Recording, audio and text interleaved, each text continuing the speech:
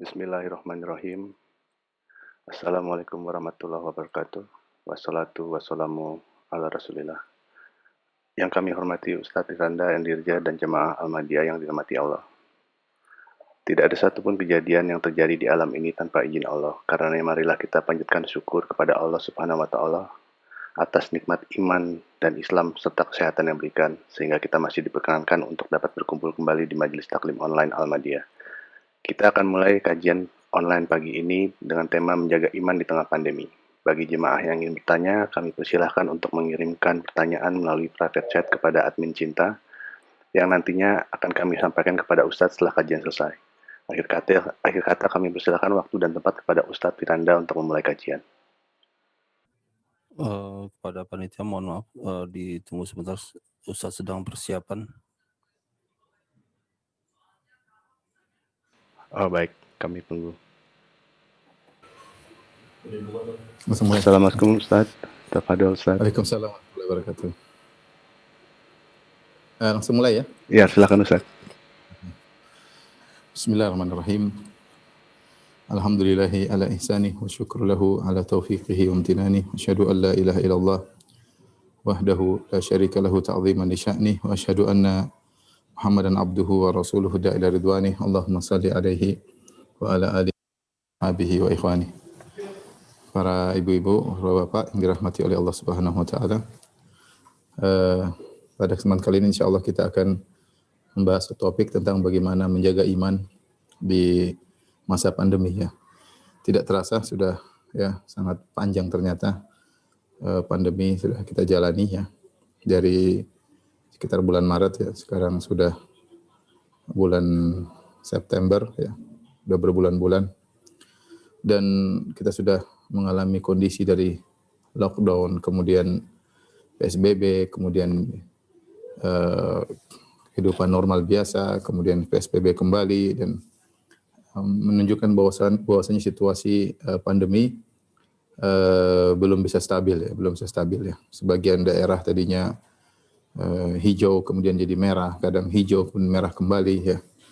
Dan ini terjadi kita lihat dengan berdasarkan kabar-kabar yang sampai kepada kita. Oleh karenanya seorang muslim, seorang mukmin menghadapi sesuatu yang tidak jelas di hadapan kita, dia harus memiliki pegangan ya dalam menjalani kondisi tersebut ya. Namun sebelum kita masuk lebih dalam, saya ingin ingatkan bahwasanya adanya pandemi ini memberikan hikmah yang luar biasa kepada kita semua, bahwasanya manusia itu sangat lemah ya. Tidak mampu menghadapi virus yang tentunya ini terjadi atas kehendak Allah Subhanahu wa taala. Tidak ada satupun di alam semesta ini yang terjadi kecuali atas kehendak Allah Subhanahu wa taala. Ya, maka kesombongan yang ada pada manusia, keangkuhan ya, semuanya hancur di hadapan virus corona ya, COVID-19 ya. Ini menunjukkan manusia sangat lemah, bahwasanya alam ini ada yang mengaturnya dan manusia tunduk kepada aturan tersebut ya. Sebagian mereka mungkin sombong dan angkuh, merasa hebat, tapi ketika Allah memberikan suatu kejadian ya, maka semua harus tunduk dengan kejadian tersebut ya. Entah sampai kapan ya, pandemi ini akan berlangsung. Kita mendengar kabar-kabar gembira dengan ditemukannya adanya vaksin atau yang lainnya. Kita berharap segera ya, diangkat ya, musibah ini. Akan tapi ini hanya perkiraan, hanya dugaan. Kita enggak tahu apa yang terjadi di kemudian hari. Dan Allah Subhanahu wa taala jika menurunkan penyakit, Allah akan turunkan obatnya ya. Lam yunzilillahu da'an illa anzala lahu dawaan ya. Allah tidak menurunkan penyakit kecuali Allah menurunkan juga obatnya. Alimahu man alim, jahilahu man jahil. Ada yang tahu dan ada yang tidak tahu. Tapi entah kapan obat tersebut akan ditemukan oleh manusia ya. Intinya di hadapan kita kejadian yang luar biasa. Banyak negara-negara hebat yang tidak mampu berhadapan dengan virus ini ya. Contohnya di depan kita ada namanya negara Amerika Serikat. Ya, kita dengar sudah ratusan ribu yang meninggal, entah 150 ribu, 170 ribu. Bukan cuma terinfeksi mungkin jutaan ya, tapi yang meninggal sampai sangat banyak sekali ya. Demikian juga negara-negara hebat yang lainnya, baik Italia, atau Perancis atau yang lainnya. Intinya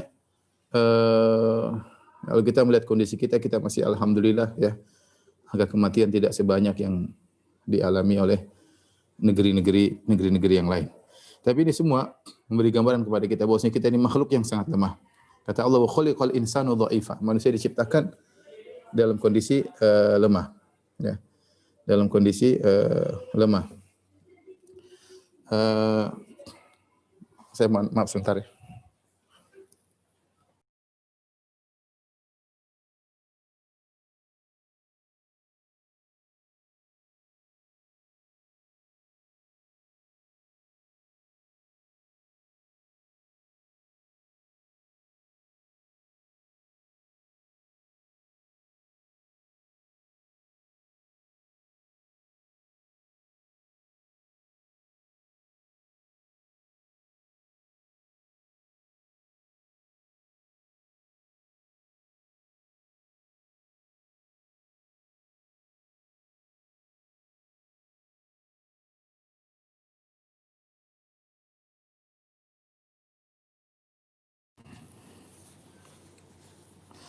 Baik, ikhwan akhwat yang dirahmati Allah Subhanahu wa taala.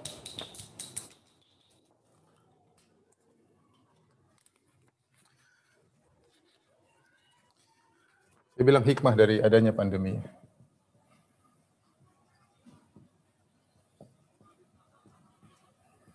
Ya, di antaranya ya, nampak lemahnya manusia.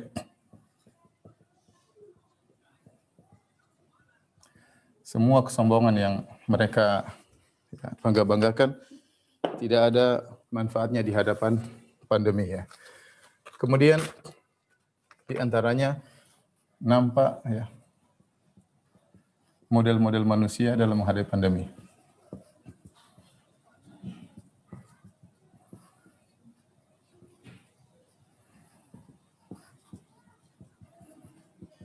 Ya.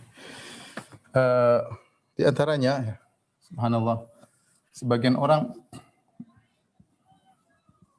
bertambah keimanannya dengan adanya pandemi. Ya, mereka sadar bahwasanya manusia tidak bisa apa-apa, bahwasanya harta tidak bermanfaat, kekuatan negara tidak bermanfaat. Ya, kita dapati sebagian kawan-kawan kita meninggal dunia di masa pandemi, padahal mereka memiliki harta yang berlimpah ruah. Ya. Harta tersebut tidak bisa menolong mereka sama sekali. Ya, ada yang bahkan sudah diobati sampai ratusan juta, ya. Lebih daripada itu, ternyata tidak bermanfaat sama sekali harta yang mereka miliki. Sebagian orang-orang ketika mengalami pandemi kembali kepada Allah Subhanahu wa taala. Ini adalah sikap yang sangat luar biasa. Ya, kembali kepada Allah Subhanahu wa taala ya. Bahkan sebagian orang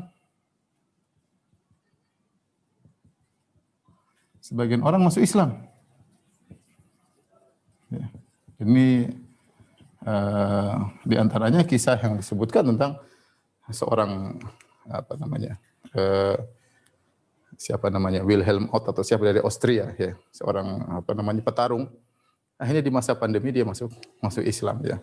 Kemudian juga ada seorang murtad mulhid yaitu ateis dari Mesir bernama Ahmad Harqan, juga akhirnya di masa pandemi masuk Islam setelah dialog, kemudian di masa dia isolasi, kemudian akhirnya dia masuk Islam. Ini luar biasa ya, karena mereka sadar bahwasanya alam semesta ini ada yang mengatur ya. Sebaliknya ya, sebagian orang semakin murtad, semakin ateis ya.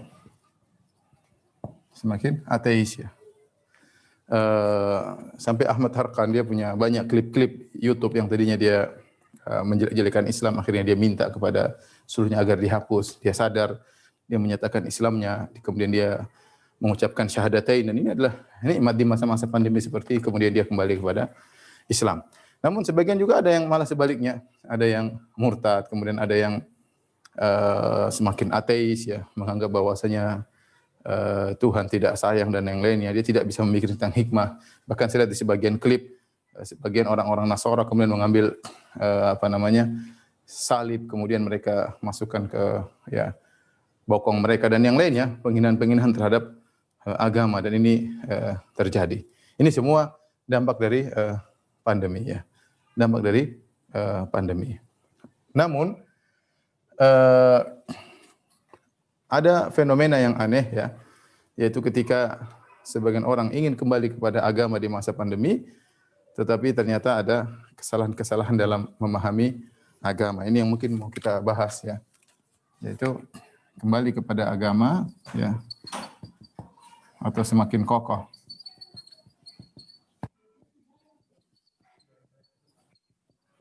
Agama, namun salah dalam mengambil sikap ya.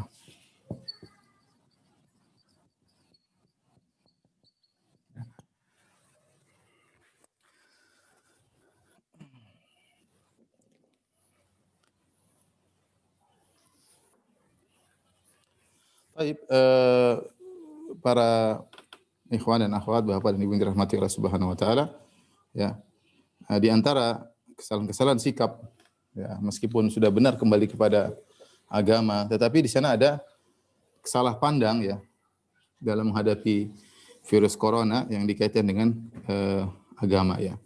Yang kita dapati di kenyataan yang ada, sebagian orang ya ketika memandang tentang pandemi ya, mereka memandang bahwasanya pandemi itu hanyalah azab semata ya.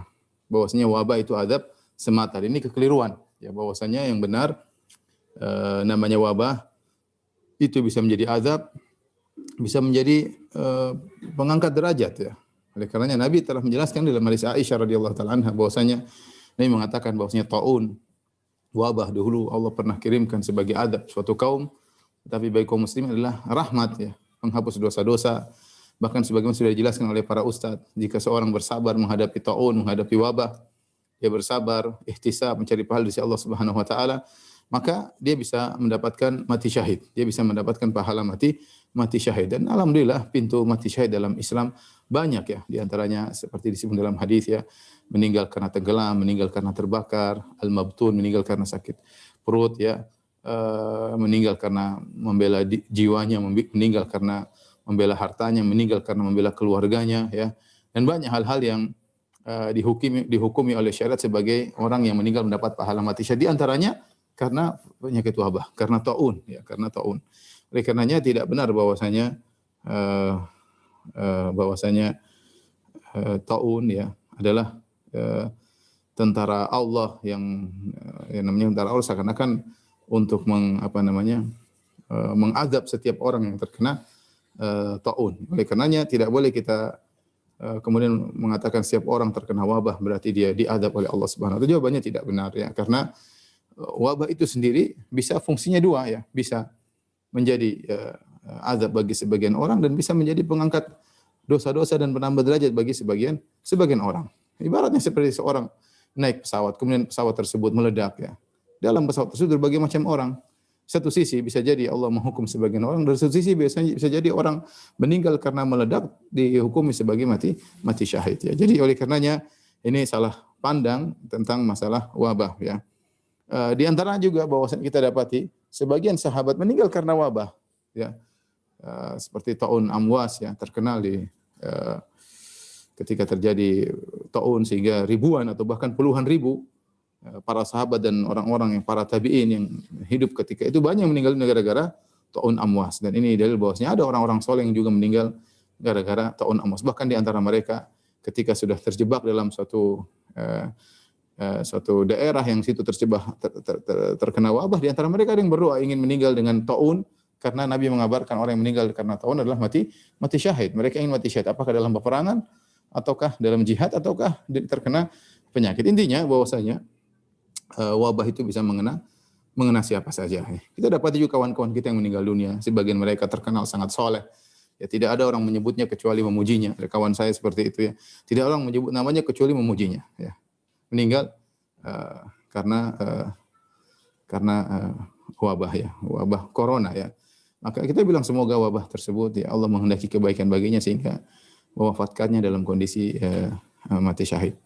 Ini satu kondisi salah pandang dalam masalah wabah, meskipun kembali kepada agama tetapi salah pandang dalam masalah hal ini. Sebaliknya ada juga sekelompok orang yang mereka ketika menghadapi pandemi kemudian tidak peduli ya. Bahkan seperti menganggap corona itu tutup mata, seakan-akan corona itu tidak ada. Padahal kita tahu bahwasanya corona ini menimpa bukan cuma satu kabupaten, dua kabupaten, bahkan negara-negara di dunia. Dan sudah banyak orang meninggal dunia. Ini bukan hal hanya khayalan, ini kenyataan ada ya.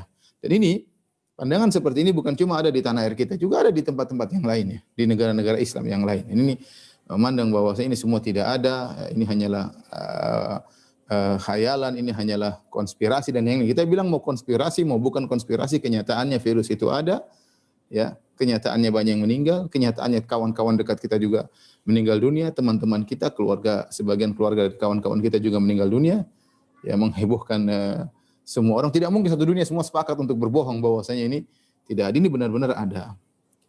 Dan sebagian mereka juga tidak peduli, mereka tahu ada tapi mereka tidak peduli, sehingga mereka tidak mengambil sebab, ya mereka tidak ikhtiar, tidak peduli ya, sehingga tidak mau, misalnya tidak mau pakai masker ya, bahkan, dan ini bukan terjadi dialami oleh sebagian kaum muslim, bahkan di agama-agama lain juga. Kita dapati sebagian pendeta ada yang kemudian sampai tidak mau, sampai marah-marah, tidak mau pakai masker, tidak mau cuci tangan, tidak ada. Dia bilang, misalnya dia mengatakan Tuhan akan menjagaku, bahwasanya Al-Masih Isa akan menjagaku. Sampai ramai waktu itu di YouTube ya. Jadi menganggap tidak ada atau menganggap bahwasanya saya pasti akan dijaga meskipun tidak perlu berikhtiar. Ini contoh. Dan itu juga terjadi pada sebagian Yahudi, sebagaimana kita lihat di YouTube, yang kemudian mereka sengaja untuk buang ludah ke sana ke sini karena menganggap seakan-akan corona itu tidak ada, ataupun ada maka tidak akan berpengaruh selama kita berpegang teguh dengan agama ya. Dan ini juga kondisi yang salah. Ya. Jadi kalau saya mau mau saya ringkaskan sikap-sikap yang salah ya, di antaranya jadi ya menganggap corona tidak ada.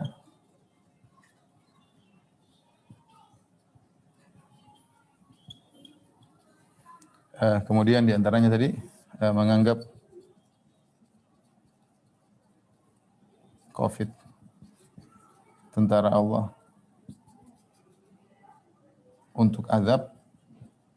Ini juga keliru, padahal bisa juga untuk rahmat ya. Ya, bahkan tadi saya katakan ini tidak benar ya.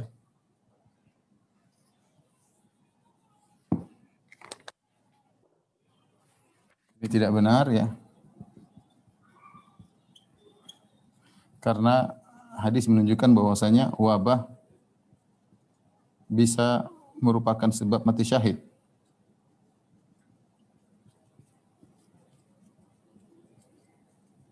Kemudian juga banyak sahabat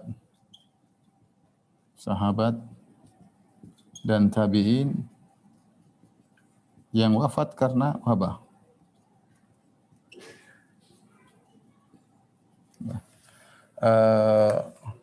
Di antara kesalahan tadi menganggap COVID tidak ada, atau ya menganggap COVID ada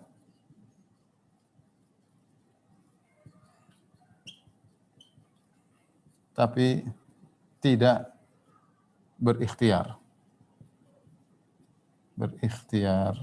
ya menganggap ya, dan ini terjadi dan ini dialami oleh sebagian Yahudi ya, Nasara dan juga Islam.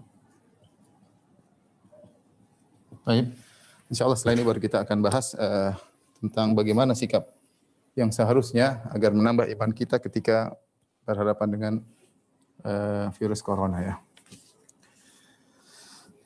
Tapi kalau sudah tolong dihapus ya.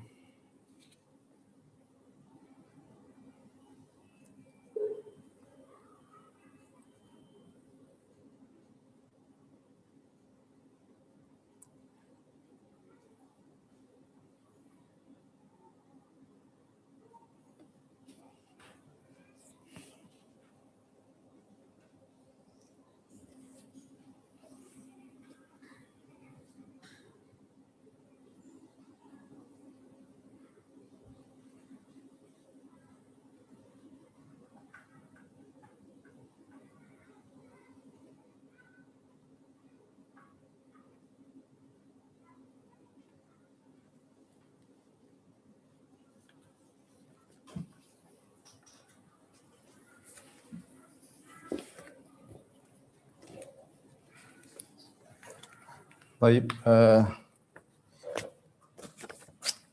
iman di masa corona ya.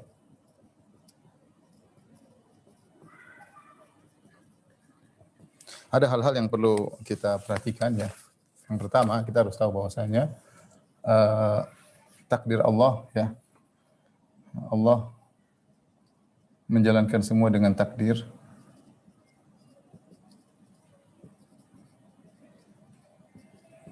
Semua sudah ditakdirkan ya. Bahkan pandemi yang terjadi pun semua sudah ditakdirkan.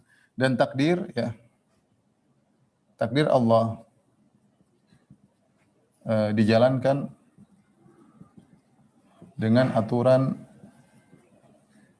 sebab akibat ya, sebab dan akibat ya, sebab dan akibat. Semua berjalan dengan takdir, tapi semua takdir berjalan dengan hukum sebab akibat ya.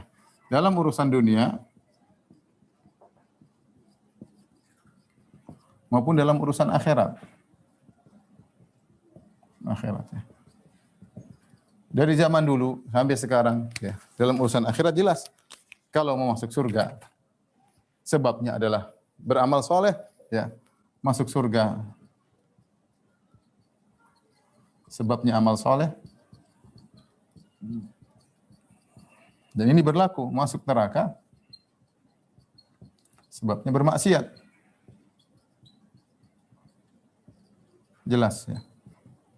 Ini berlaku dari dulu, dari seluruh nabi, zaman seluruh nabi sampai hari kiamat. Jadi takdir berjalan, tapi ada dalam takdir tersebut ada aturan sebab akibat. Yang bikin siapa? Allah Subhanahu wa taala. Urusan dunia pun demikian ya. Gampangannya kalau mau kenyang ya makan. Ya makan ya. Ya. Mau sehat berobat misalnya, mau sembuh berobat ya. Dan lain-lain ya, dan lain-lain ya. Ya. Ada aturan duniawi yang berjalan hukum sebab akibat. Mau punya anak ya menikah ya. Mau punya anak menikah misalnya. Ya, mau punya anak menikah.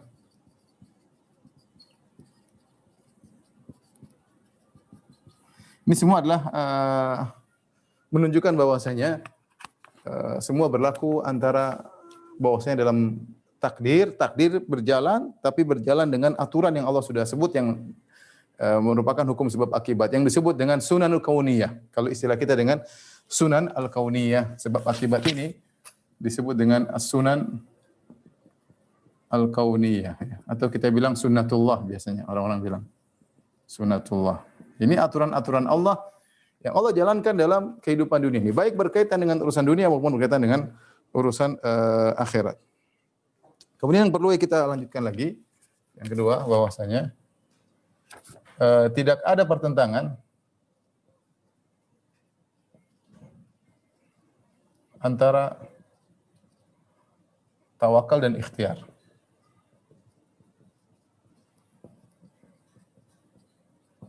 Bahkan tawakal yang benar adalah dengan ikhtiar.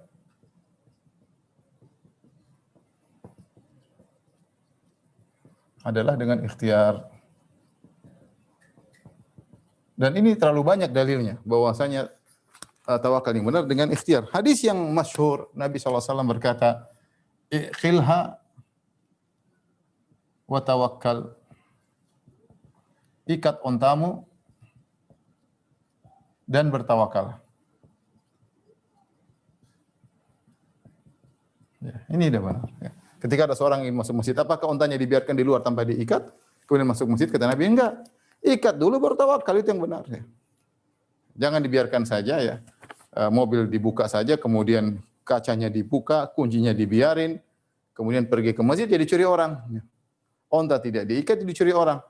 Tawakal yang benar, kau sudah berusaha, ikhtiar sebab, lakukan sebab, berikhtiar, setelah itu bertawakal kepada Allah. Dan contoh akan ini sangat banyak sekali. Lihat Nabi SAW. Semua, kalau kita baca sejarah Nabi SAW dari awal sampai akhir, semuanya berkaitan dengan ikhtiar. Semua berkaitan. Coba kita bicara masalah jihad. Rasulullah SAW ketika perang Uhud. Apa yang dilakukan? Rasulullah SAW pakai helm. Bahkan Rasulullah SAW labisa dir'ain, pakai 2 lapis baju perang. Rasulullah SAW pasang strategi. Ya. Rasulullah SAW atur yang ini sebelah sini, ini sebelah sini. Semua ikhtiar. Rasulullah SAW punya mata-mata. Mendengar kabar bagaimana tentang perjalanan orang-orang kafir, berapa jumlah mereka. Semua ikhtiar. Tidak ada kemudian asal tawakal berdoa kemudian ya, tidak melakukan ikhtiar. Ya. Ya, demikian ya semuanya. Ya. Semuanya Rasulullah SAW menyuruh para sahabat untuk bekerja, ya, untuk mereka juga para sahabat berdagang, mereka ada yang berkebun, ya, mereka semuanya ikhtiar. Mau pintar ya mereka belajar ngaji, mereka menghadiri pengajian Nabi Shallallahu Alaihi Wasallam. Ya. Jadi kalau kita baca sirah dari awal sampai akhir, semuanya berkaitan dengan ikhtiar. Ya. Jadi tawakal yang benar adalah tidak bertentangan dengan ikhtiar. Maka salah kalau sebagian orang kemudian mengatakan tidak perlu takut kepada corona ya. Tidak perlu takut kepada Covid. Ini juga bisa benar bisa salah dari sudut pandang yang mana. Oleh karenanya kelanjutannya kita mengatakan ini di antara kesalahan adalah bahwasanya tidak membedakan antara takut yang boleh dan takut yang tidak boleh. Takut tabii ya, itu boleh dalam Islam. Ya, takut tabii itu dalam Islam. Apa maksud takut tabii itu? Takut dengan hal yang benar-benar nyata perlu ditakuti. Contoh seperti takut kepada senjata, takut terhadap penyakit, takut terhadap singa, takut terhadap macan. Ya, ini boleh ya, ini boleh. Makanya saya sering sampaikan dalam pengajian saya ada sebagian orang yang kemudian salah paham. Dia bilang tidak boleh takut kecuali hanya kepada Allah Subhanahu wa taala, tidak boleh takut kepada macan, tidak boleh takut kepada singa. Ini salah ya. Kita takut kepada sesuatu yang mengkhawatirkan kesehatan kita, mengancam nyawa kita itu boleh dalam Islam itu benar. Itu tidak dilarang ya dan itu suatu yang tabii, suatu yang alami. Oleh karenanya Nabi Musa alaihissalam ketika dikejar oleh pasukan Firaun kata Allah fa kharaja minha khaifan yataraqqab.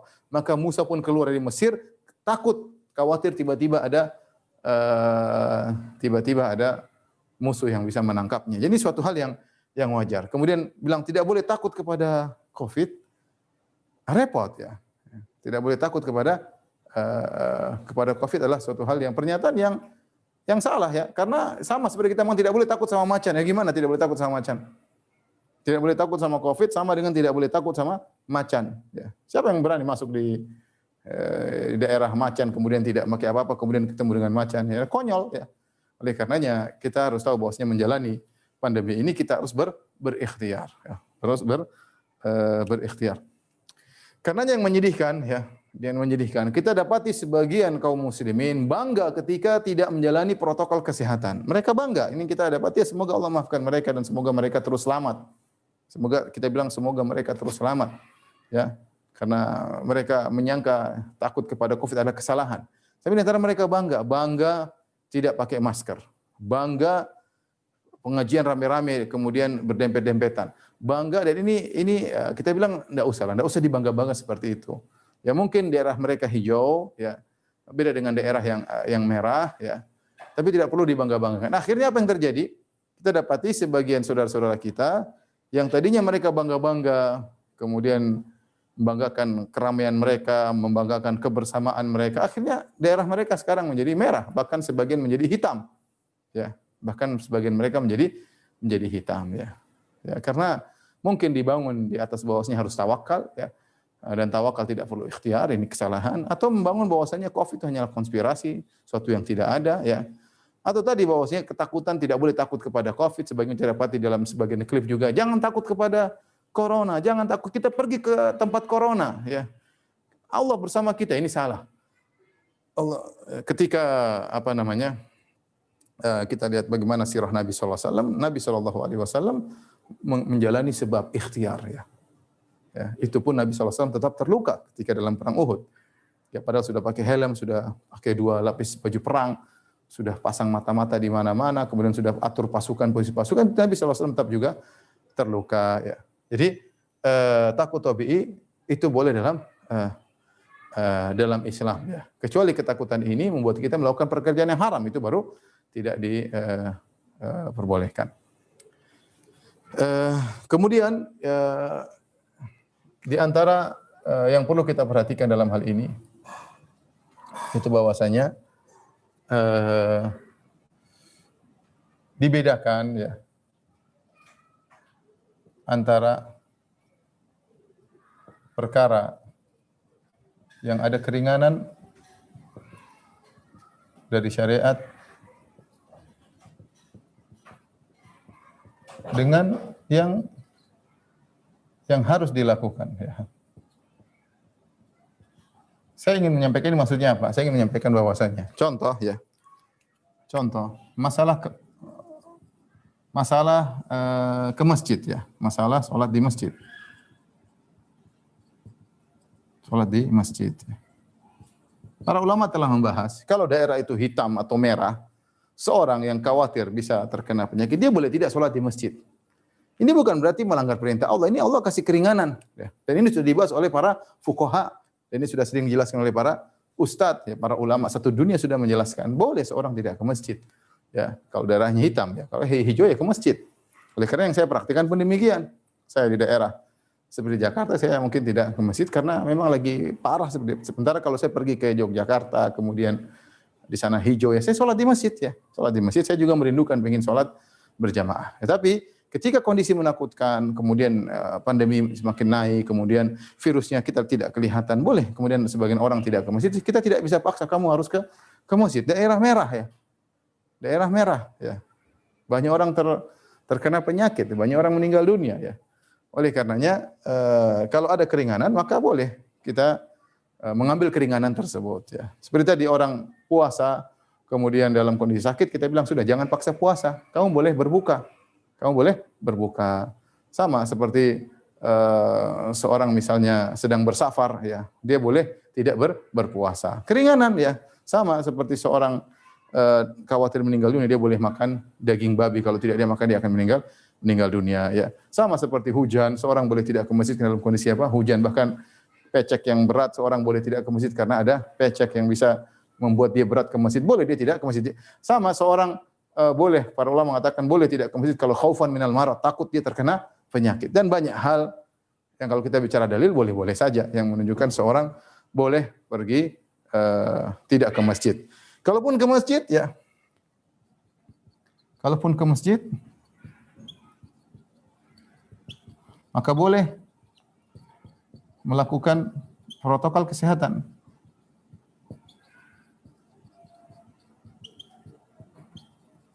Ya, protokol kesehatan ya. Boleh ya seorang pakai masker, dan ini sudah difatwa para ulama banyak. Boleh sholat berjarak ya, karena sah ya. Ini tidak jadi masalah.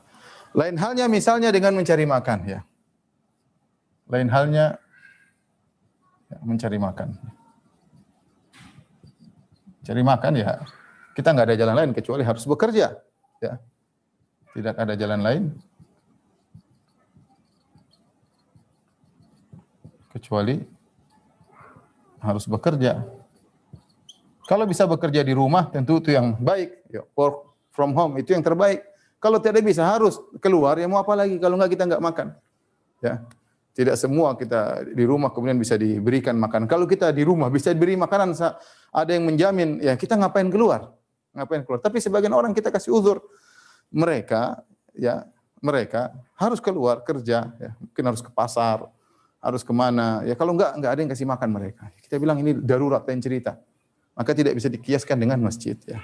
Lain halnya kalau ada orang tidak darurat, kemudian pergi ke diskotik, kemudian pergi ke bioskop ya, kemudian tidak darurat, kemudian campur dekat-dekatan tanpa social distance ya. Ini kita bilang salah. Anda ke masjid tidak mau tapi pergi ke sini mau. Ini salah. Ya. Ke masjid tidak mau tapi kalau ke keramaian tanpa ada darurat kemudian tidak ada masalah ya. Ini jadi tanda pertanyaan. Ya. Tapi kalau dia memang tidak ke masjid karena menjaga kesehatan, kemudian dia terpaksa keluar kerja karena darurat ya, kita bilang lain, ini babnya lain. Kalau ini ada keringanan tidak ke masjid, kalau ini ya bagaimana lagi? Tapi seandainya dia bisa kerja di rumah, maka hendaknya dia di rumah. Aneh kalau kemudian dia mencari dunia, kemudian tanpa ada darurat, kemudian dia nekat masuk ke keramaian, sementara ke masjid dia tidak, ya tentu tidak komitmen. Tapi saya ingin sampaikan bahwasanya ini dua hal yang berbeda. Selama syariat kasih keringanan, kita boleh ngambil keringanan. Berbeda dengan mencari nafkah. Terkadang sebagian saudara kita harus keluar, harus pergi ke pasar, harus interaksi bagaimana lagi. Ya, itu lain cerita ya. Dia bukannya meremehkan masjid, tidak, tetapi kondisi mengharuskan dia harus kerja untuk beri nafkah kepada anak-anaknya. Tetap dengan menjaga protokol kesehatan.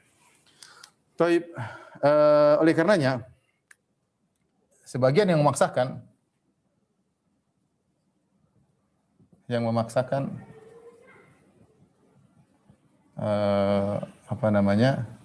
tidak protokol kesehatan,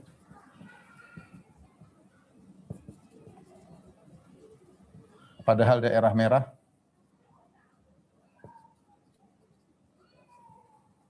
ternyata tidak konsisten.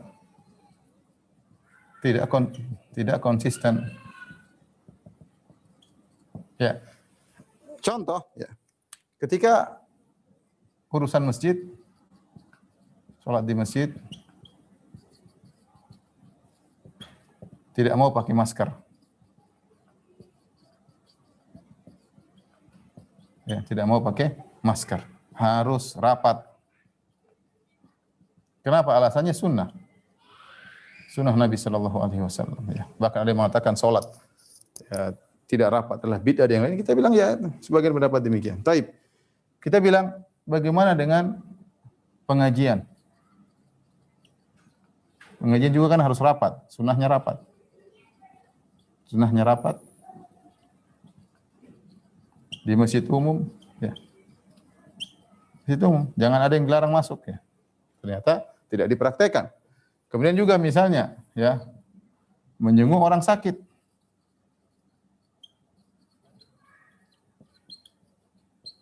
Kenapa tidak menjenguk orang sakit yang terkena penyakit COVID? Kenapa tidak kunjungi? Ya, bukankah juga sunnah mengunjungi orang sakit? Kemudian lebih parah lagi, tidak memandikan jenazah COVID. Bukankah kalau orang meninggal dunia, orang terkena penyakit COVID, kita harusnya mandikan, ya, kita mandikan, kita datangi, kita doakan, kita sholatkan. Tapi tidak ada yang praktek ya. Kalau kena COVID sudah nggak ada yang mau. Bukankah sunnahnya harusnya kita mandikan? Kenapa kemudian tidak dibandingkan terkadang? Kenapa kalau dipasang peti semuanya? Ya, maka kita tahu dalam sebagian hal kita tidak bisa komitmen, maka berilah uzur kepada yang lainnya. Kalau seandainya ada sebagian orang ingin menjalankan protokol kesehatan, apalagi difatwakan oleh para ulama, maka kita berlapang dada. Adapun sebagian orang yang kemudian memaksakan yang daerah hijau, ya silakan. Itu ijtihad mereka dan mereka menganggap masih daerah hijau, terutama misalnya dalam klaster yang kemudian bisa dikontrol semua penghuninya, maka tidak jadi masalah. Itu dipraktikkan oleh sebagian kawan-kawan.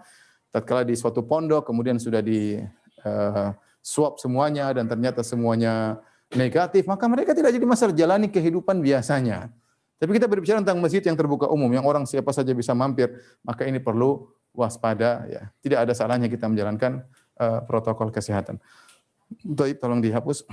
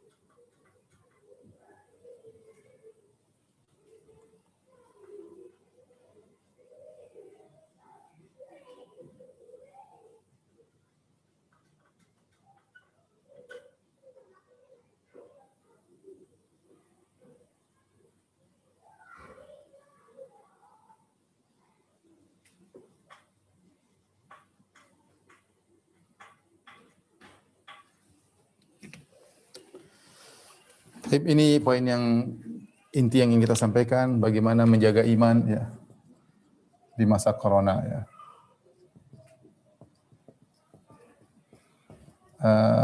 Tentu banyak hal yang menyedihkan yang kita dengar ya. Sebagian kawan-kawan yang akhirnya usahanya mundur, bahkan sebagian mereka di PHK Kemudian bahkan sebagian kita dengar saudara-saudara kita di suatu kota, istrinya pada minta cerai karena suaminya tidak bisa menafkahi dan yang lainnya. Subhanallah, memang ini ujian ya, ujian berat ya.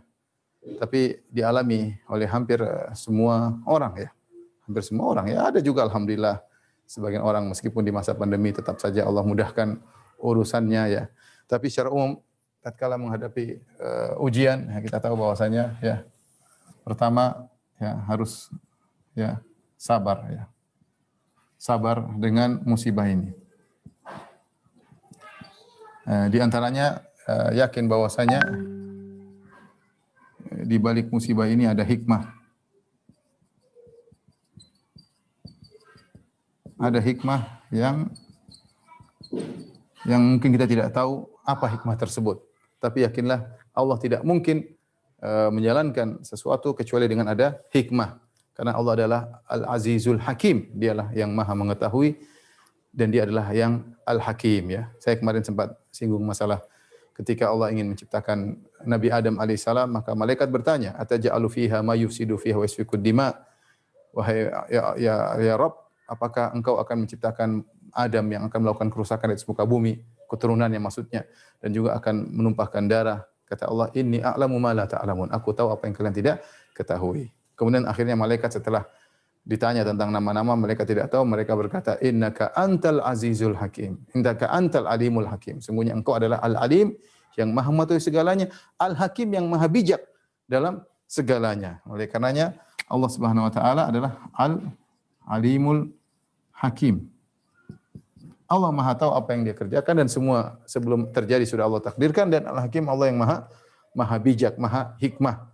Tidak ada yang terjadi kecuali pasti ada hikmahnya. Kemudian yang kedua, ya, ingat ya, jika bersabar dapat pahala. Ya. Kemudian juga akan diberi solusi oleh Allah, cepat atau lambat. Ya. Ya, cepat atau lambat.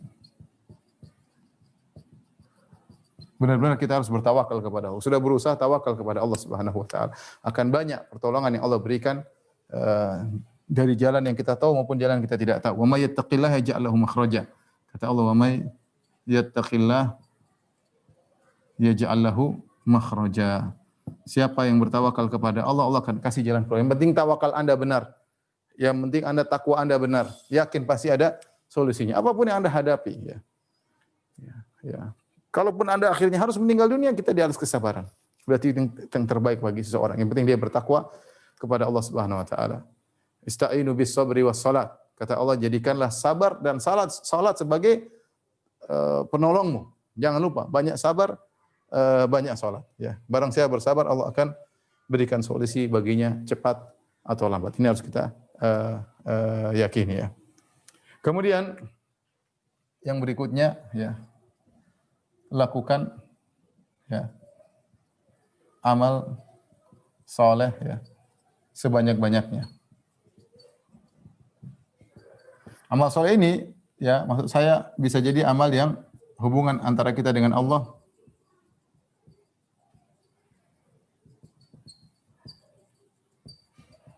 kemudian hubungan antara kita dengan manusia yang lain.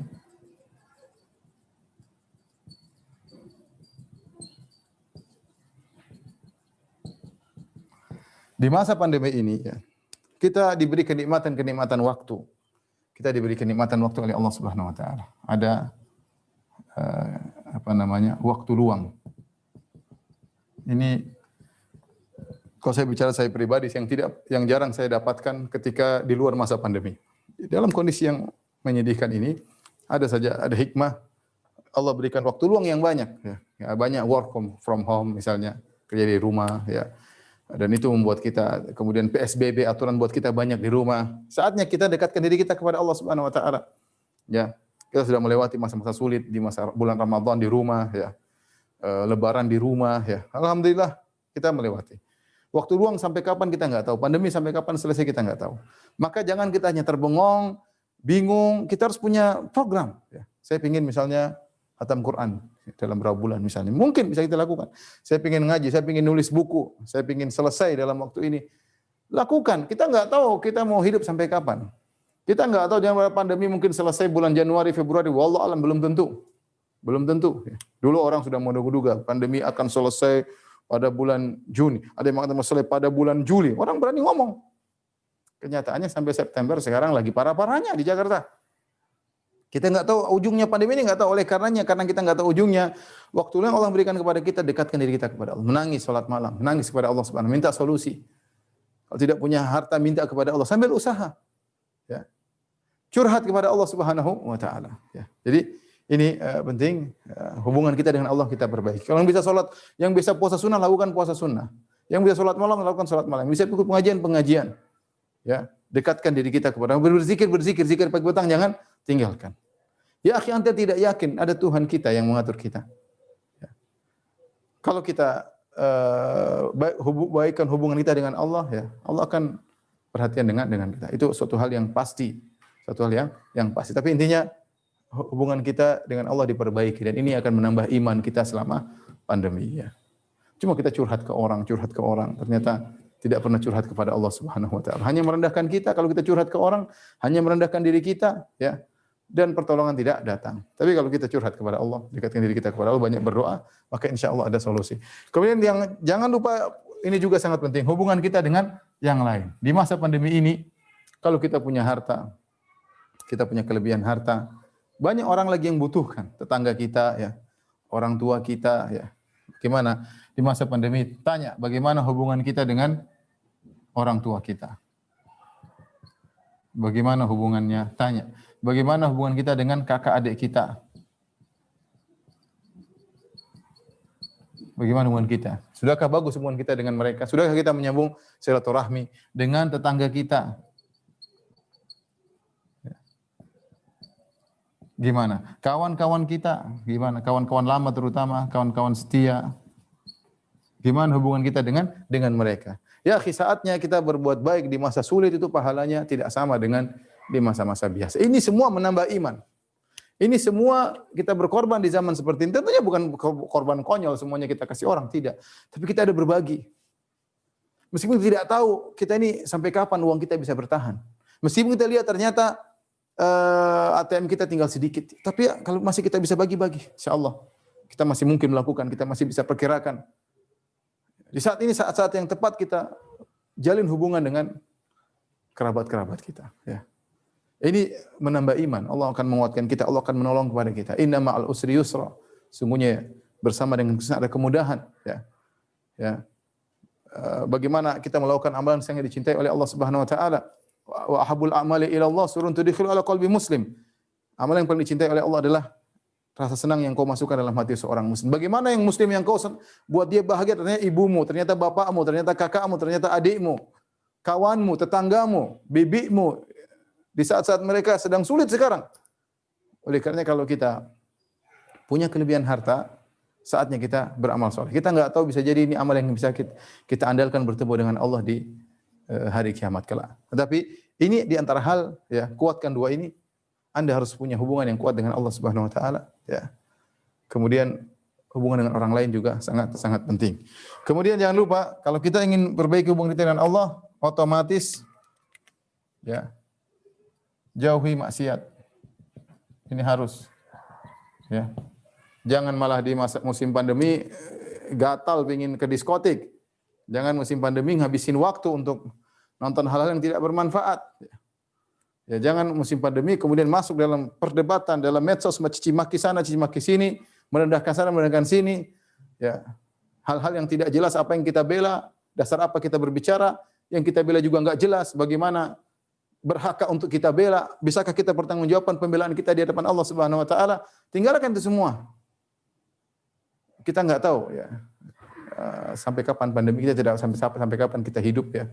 Sudah banyak saudara-saudara kita yang meninggal di musim pandemi ini. Semoga Allah menerima arwah mereka di sisi Allah Subhanahu Wa Taala. Jadi inilah Bapak dan Ibu yang dirahmati Allah Subhanahu Wa Taala, sedikit yang ingin saya sampaikan sebagai nasihat bagi saya pribadi dan juga kepada Bapak dan Ibu-ibu. Semoga di musim pandemi yang tidak jelas sampai kapan mau selesai, kita masih bisa menjaga iman kita ya. Jangan sampai di musim pandemi malah kita semakin jauh dari Allah Subhanahu wa taala. Allah ta'ala alam bisawab. Mungkin ini saja, kalau ada yang mau bertanya atau istifsar ya. Saya persilahkan. Allah alam bisawab. Baik Ustadz, ini ada beberapa pertanyaan Ustadz. Yang pertama saya bacakan ya Ustadz. Assalamualaikum Ustadz. Terkait dengan iman saat pandemi ini, jujur saya sering sekali merasa sedih, khawatir menghadapi perubahan dalam kondisi hidup. Saya ingat dalam suatu kajian Ustadz pernah share doa saat Ustadz pernah mengalami kondisi sedih dan doanya sangat mustajab. Kalau boleh di-share lagi doanya seperti apa Ustadz? Syukran. Doanya adalah doa menghilang kesedihan. Ya. Coba saya cari di di Bekal Islam mungkin ada. Sebentar. Itu namanya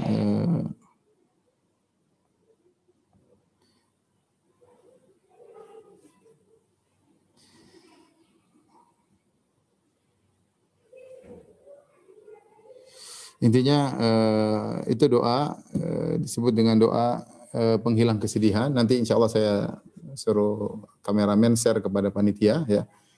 Tapi mungkin kalau ada di Bekal Islam, coba saya cek dulu.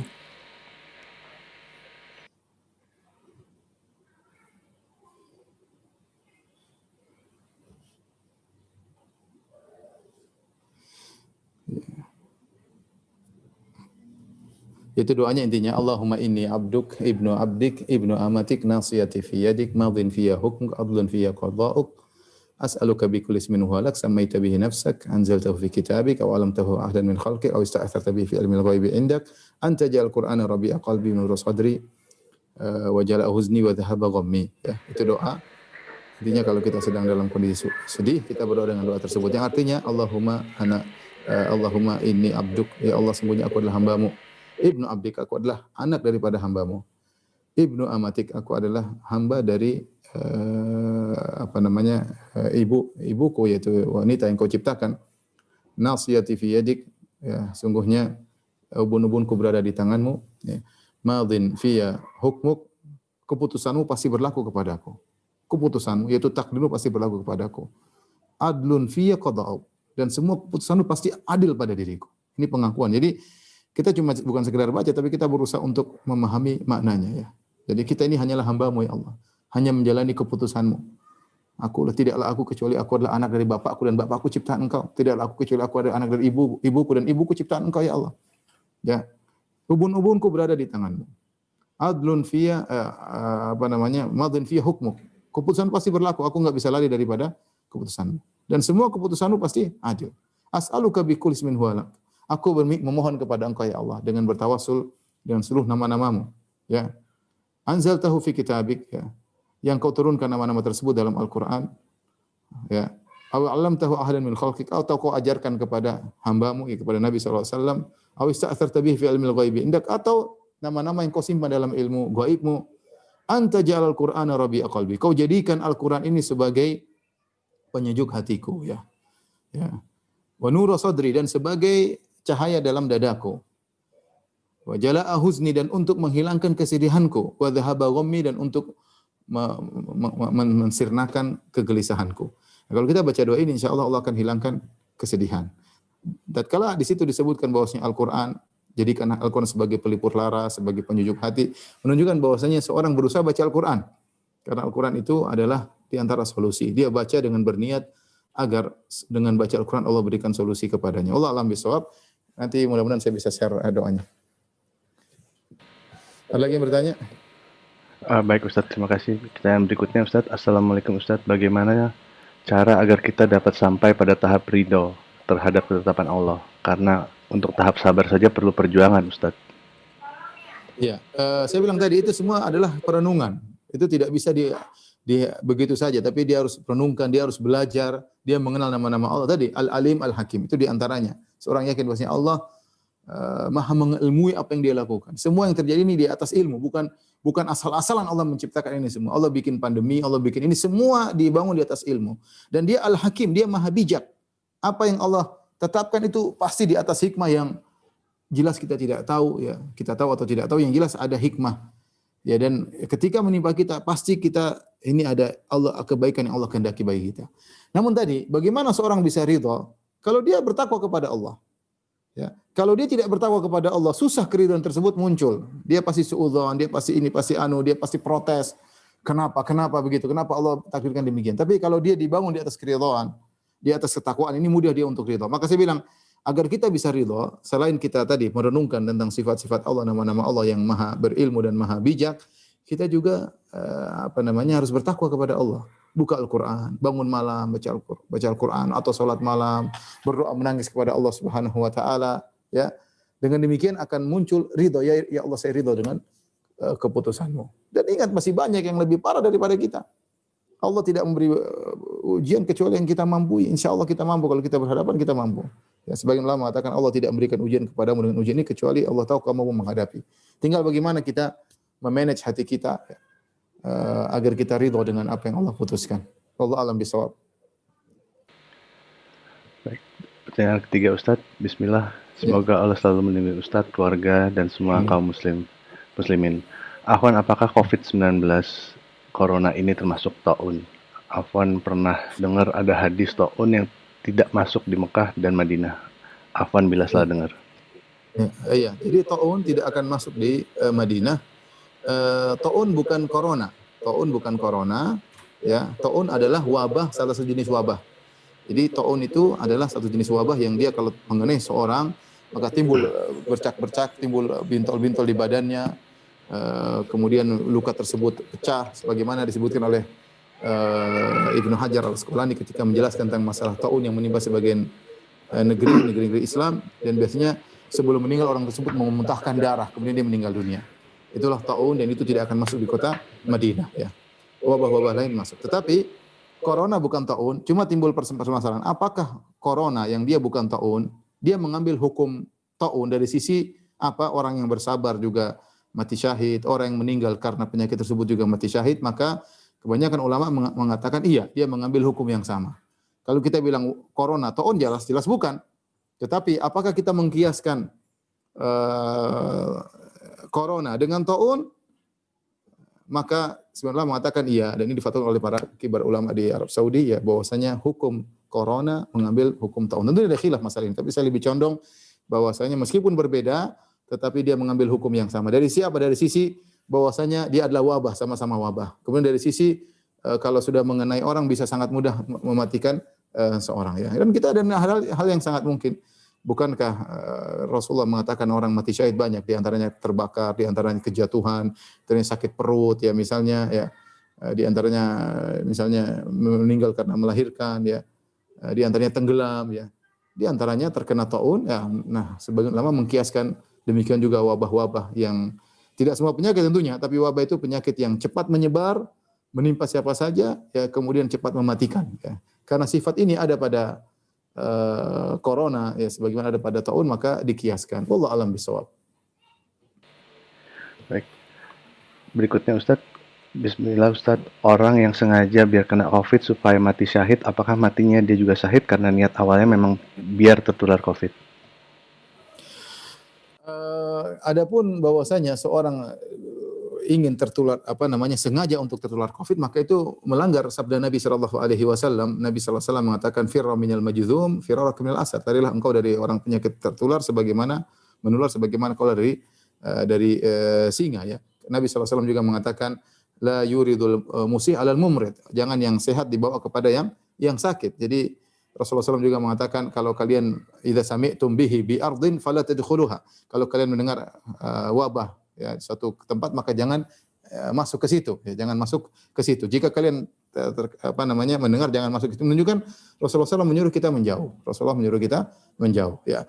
Tetapi kalau kita sudah dalam kondisi, kita sudah berusaha, ya, kita sudah jangan ada orang COVID kemudian kita pegang-pegang, kemudian kita ambil air liurnya supaya kita terkena, itu nggak boleh. Tapi kalau kita sudah berusaha, terus ada ingin meninggal dalam kondisi mati syahid, apakah kena wabah atau yang lainnya, itu boleh-boleh saja. Tapi tetap kita menjalankan ikhtiar. Ikhtiar tersebut adalah untuk menghindar, ya. Menghindar. Tetapi kalau ternyata kita terkena, Allah mengabulkan kita terkena COVID ya nggak ada masalah. Mudah-mudahan sama seperti sahabat ketika ingin mati syahid. Mereka masuk dalam peperangan. Sebagian mereka seperti Abdullah bin Jahshin. Abdullah bin Jahshin dijuluki dengan Al-Mujadda. Al-Mujadda itu terpotong-potong. Kenapa? Dia berdoa, ya Allah, saya ingin besok saya bertemu dengan seorang, kemudian saya berperang dengan dia, kemudian dia membunuhku, kemudian dia merobek-robek perutku, ya, maka saya ingin mati syahid sehingga kalau saya dibangkitkan oleh engkau bertanya kepada aku, kenapa kau melakukan ini? Aku akan menjawab kepada engkau, ya Allah, aku mati begini karena engkau, ya Allah. Ini menunjukkan bahwasanya boleh seorang cita-cita mati syahid, tapi bukan berarti dia menyerahkan dirinya untuk dibunuh, tidak. Ada sebab dia bertempur dengan hebat, ya, berusaha melawan, ya, kemudian dia mati. Bukan dia mati konyol kasih lehernya untuk ditikam, tidak. Artinya itu pun dia melawan, tapi akhirnya dia meninggal dunia. Ya, sama, kita logikanya sama seperti COVID. Bukan berarti kita kemudian nekat malah datang kepada orang yang sakit, kemudian kita pegang-pegang supaya kita kena COVID agar kita mati syahid. Ini konyol namanya. Ini melanggar perintah Nabi SAW.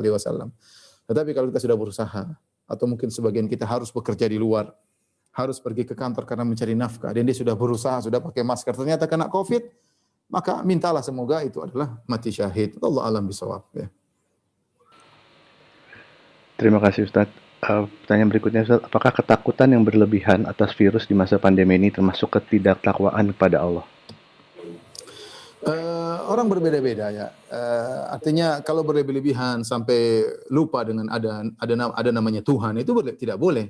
Kita tahu ada Tuhan yang mengatur. Saya sampaikan pada pertemuan sebelumnya, pengajian yang lain. Saya punya kawan, dia di Australia. Dia punya anak kerja di suatu kantor. Qadarullah di sebelahnya ada seorang dari Lebanon yang sudah flu beberapa hari dan dia tetap kerja. Ternyata diperiksa, dia ternyata COVID-19. Padahal anak teman saya itu duduk di sekitar dia, ya, dekat dia kalau tidak salah teman kerjanya. Akhirnya diperiksalah swab semuanya. Rata-rata semua kena. Di lantai tersebut rata-rata semua kena. Dia yang dekat dengan malah tidak kena. Ya. Bukan dia, karena dia tidak tahu ini ternyata, kalau dia tahu dia akan jauh. Tapi qadarullah Allah menjaga dia. Jadi maksud saya, sudahlah, kita ini hanya berusaha. Serahkan kepada Allah. Takut berlebih-lebihan sehingga akhirnya kita tidak melakukan apa-apa, sehingga ketakutannya ini tidak benar, ya. Kita harus takut tapi yang wajar. Takut tersebut mengantarkan kita untuk waspada tapi tidak boleh berlebihan. Karena kita tahu semuanya diatur oleh Allah Subhanahu wa taala. Artinya kita keluar oke lah. Pakai masker, kemudian kita social distancing, tetap kita ngobrol, enggak apa-apa. Ada perluan kita ketemu, ya. Enggak jadi masalah, ya. Jadi masalah yang penting protokol kesehatan kita jalankan, ya. Wallahu a'lam bishawab. Terima kasih Ustaz. Berikutnya Ustaz, bagaimana dengan penjelasan tentang tinta sudah mengering, catatan sudah tercatat di Laut Mahfuz, dan usaha baik atau buruk merubah takdir, dan apa itu disebut nasib? Ya. Benar bahwasanya rufi'atil aqlam wa jaffatis suhuf. Pena sudah diangkat, tinta sudah kering. Takdir tidak bisa berubah. Takdir sudah tidak berubah. Kata Allah, ma asaba min musibatin fil ardi wala fi anfusikum illa fi kitabin min qabli an nabra'aha. Tidak ada yang menimpa fil ardi, musibah di atas muka bumi, atau yang menimpa dirimu kecuali setelah tercatat di Lauhil Mahfuz sebelum Allah mengeksekusinya, sebelum Allah menciptakannya. Inna dzalika 'ala Allah yasir. Itu semua mudah bagi Allah. Jadi Allah sebelum mencipta, Allah sudah tulis Lauhil Mahfuz. Jadi masalah kita tidak tahu apa catatan tersebut. Tadi saya sudah jelaskan. Takdir Allah tulis, tetapi takdir tersebut sesuai dengan sebab akibat. Jadi apa yang kita lakukan ini sesuai dengan takdir. Tapi kita tidak tahu apa takdir kita, ya. Maka selama kita tidak tahu apa takdir kita, yang bisa kita lakukan adalah sunan kauniyah, hukum sebab dan akibat. Contoh saya sering sampaikan. Kita lapar dan kenyang sudah ditakdirkan. Tapi kita nggak tahu kita takdirnya lapar atau kenyang. Kalau ada makanan depan kita jam 12 siang, kita bisa memilih mau makan atau kenyang. Tapi kita nggak tahu takdir kita. Tatkala Anda milih makan, berarti ternyata takdir Anda berarti sudah kenyang. Jam sekian Anda makan kenyang. Kalau Anda ternyata tidak mau makan, takdir Anda memang ternyata lapar. Tetapi takdir itu nggak ada yang tahu. Maka yang ada di depan kita, kata Allah, la yus'alu amma yaf'al. Jangan kau tanya tentang apa yang Allah lakukan. Jangan kau bertanya apa takdir saya, enggak ada yang tahu. Yang Anda bisa lakukan adalah ikhtiar. Karena Allah sudah menetapkan hukum sebab dan akibat. Mau begini ada aturannya, begini ada aturannya. Mau masuk surga ada aturannya, mau masuk neraka ada aturannya. Mau sehat ada aturannya, mau punya anak ada aturannya. Semuanya kita kerjakan. Tapi itu semua tidak ada yang keluar dari takdir. Jadi begini, kita menjalin sesuatu yang sudah dicatat, namun dia nggak tahu apa catatan tersebut. Yang bisa kita lakukan, Allah kasih kita pilihan, pilih A, pilih B, kita punya pilihan. Kita tidak terpaksa. Sehingga yang bisa kita lakukan di depan kita adalah berikhtiar. Ya, serahkan kepada Allah semuanya karena semua tidak ada yang keluar dari takdir. Wallahu a'lam bishawab. Baik, terima kasih Ustadz. Berikutnya, di masa pandemi, masjid dekat rumah Ana setiap sholat fardu selalu ada kunut. Bagaimana hukumnya Ustadz? Itu ada khilaf di kalangan para ulama. Apakah wabah boleh seorang berkunut, kunut nazilah ya.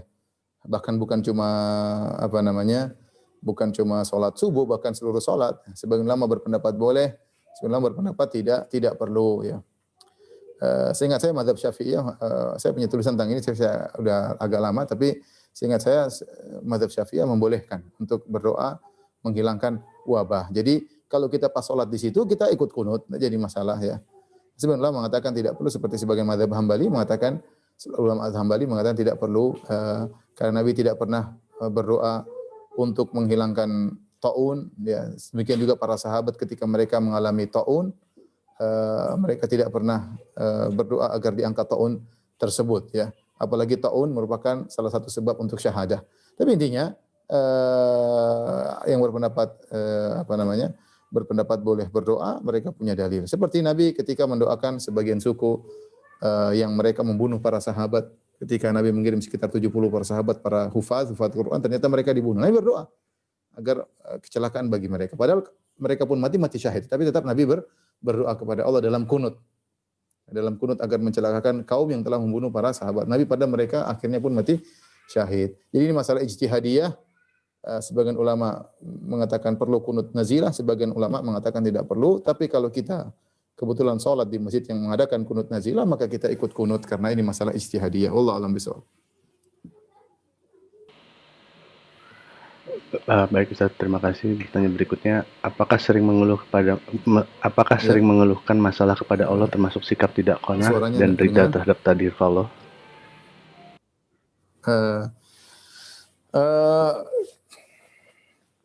Kita minta solusi ya. Kita minta solusi kepada Allah Subhanahu wa taala. Sebagaimana Nabi Yakub berkata, "Innama ashku bathi wa huzni ila Allah." Sungguhnya aku mengeluhkan kesedihanku ya kepada Allah Subhanahu wa taala. Allah suka tatkala kita meminta kepada Allah. Bukankah dalam keseharian juga kita minta kepada Allah? Ya, kita keluar rumah berdoa, masuk ke rumah berdoa, kita mau apa-apa bismillah. Itu kita bertawakal kepada Allah, minta, kemudian masuk pasar ada doanya, masuk rumah ada doanya, keluar rumah ada doanya ya. Mau naik kendaraan ada doanya, ya, bersafar ada doanya. Itu kita minta perlindungan dari Allah. Masuk kota kita ada doanya dan doa-doa sangat banyak. Ya, karena Allah suka seorang mengadu kepada Allah Subhanahu wa taala. Ya, ketika kita dikasih musibah, tidak masalah kita berdoa kepada Allah Subhanahu wa taala. Ya Allah, hilangkan musibah ini ya, atau beri solusi ya. Wallahu alam, yang jelas kita disuruh berdoa kepada Allah ya. Bahkan dalam sebagian hadis riwayat di mana Nabi sallallahu alaihi wasallam berkata, "Yas'ala ahadukum rabbahu hatta fi syiraki na'lihi." Tapi hadis ini lemah ya secara sanad. Kata Nabi sallallahu alaihi wasallam, hendaknya salah seorang minta kepada Allah meskipun untuk memperbaiki tali sendalnya. Tetapi dijadikan dalil oleh para ulama, maknanya benar bahwasanya kita minta kepada Allah dalam segala hal. Oleh karenanya orang yang paling banyak berdoa adalah Nabi sallallahu alaihi wasallam. Orang paling banyak berdoa adalah Nabi sallallahu alaihi wasallam. Ketika kita dikasih ujian, kita berdoa kepada Allah. Kalau penyakit, ya Allah sembuhkan, ya. Enggak apa-apa kita berdoa kepada Allah. Senantiasa diri kita bertawakal kepada Allah. Mudah-mudahan tidak mengapa. Ya, kita bukan bentuk protes kepada Allah, tidak, tapi kita minta kebaikan. Bukankah kita minta al-afiyah? Al-afiyah itu diantaranya kesembuhan. Al-afiyah itu keselamatan, keselamatan dari segala hal. Selama kita hanya mengeluh kepada Allah, maka itu yang dituntut. Tidak jadi masalah insyaallah ta'ala. Wallahu a'lam bishawab. Terima kasih Ustaz. Pertanyaan berikutnya, bagaimana hukumnya kalau ada orang yang lagi pandemi ini masih aja kelayaban atau pergi-pergi nggak penting dan jadi orang tanpa gejala, menularkan ke orang, terutama orang yang berdiam diri di rumah. Apakah dia berdosa? Tentunya kita tahu segala, kata Nabi sallallahu alaihi wasallam, darar wala dirar, tidak boleh seorang beri mudarat kepada dirinya dan tidak boleh beri mudarat kepada orang lain. Ya, kalau dia ternyata dengan sebab dia orang terkena mudarat, tentu dia berdosa. Ya, tentu dia berdosa. Dengan sebab dia orang lain terkena mudarat, maka dia berdosa. Oleh karena seorang berusaha menjaga diri, jangan beri mudarat kepada diri sendiri, jangan beri mudarat kepada orang lain. Kalau masa pandemi ini, kalau ada perlu keluar nggak ada masalah. Semua juga butuh keluar, saya juga keluar, antum juga keluar, butuh kerja. Kalau nggak perlu keluar, nggak usah keluar-keluar, ya, nggak usah keluar-keluar. Kalaupun keluar, jaga diri, protokol kesehatan. Mungkin mau ke pasar, mungkin ke mall atau mau kemana, jaga diri, protokol kesehatan. Anak-anak juga ada bosan. Abi di rumah terus, ya udah keluar tapi jaga diri. Nggak ada masalah. Ada keperluan. Ada pun keluar cuma sekedar tidak ada keperluan, kemudian akhirnya membuat keramaian, akhirnya kepadatan dan akhirnya timbul jadi areal hitam, maka ini khawatir kita punya sumbangsi dalam memberi kemudaratan kepada orang lain. Karena masalah pandemi ini kita bukan katakan ini bukan kewajiban tugas pemerintah doang, bukan tugas presiden, bukan tugas gubernur doang, bukan tugas wali kota doang. Ini tugas kita bersama sebagai warga negara, sebagai seorang muslim ya, kita tidak boleh beri mudarat kepada orang lain.